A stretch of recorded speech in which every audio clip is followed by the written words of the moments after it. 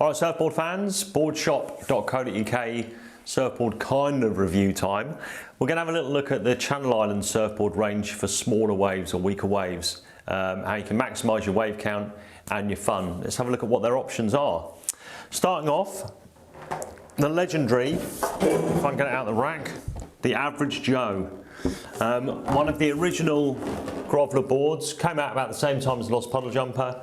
Amazing wave catching beast.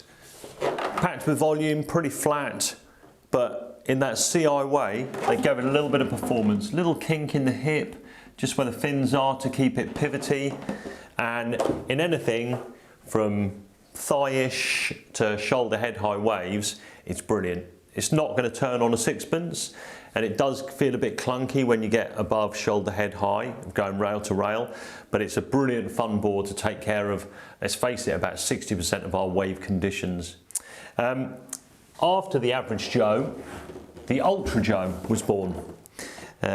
Just basically a slimmed down, refined, pulled in version. That was close. Here's the Ultra Joe.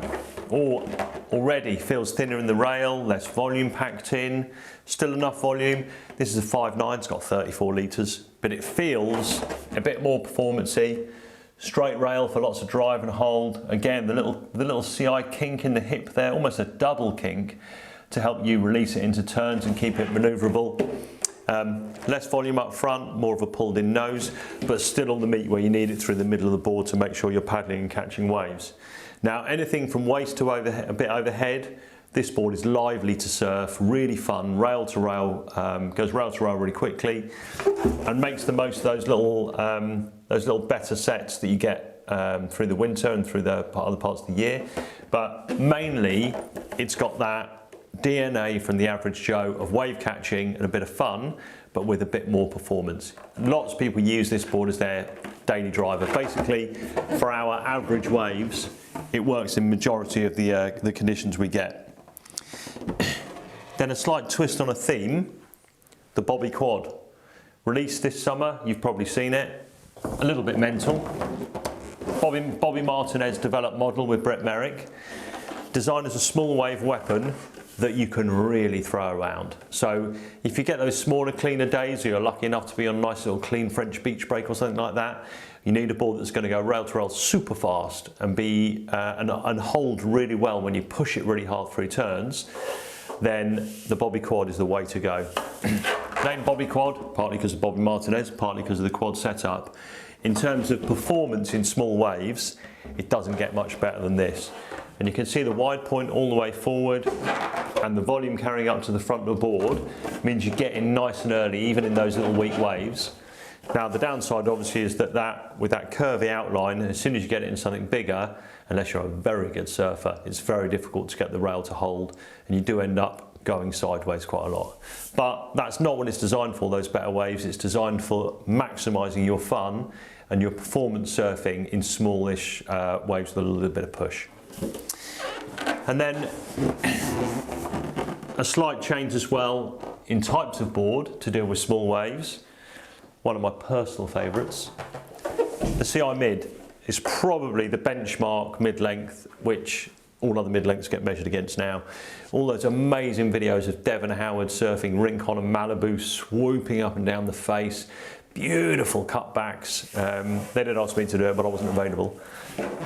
In the classic 2+1 setup, lots of options, lots more options than you might think of with that.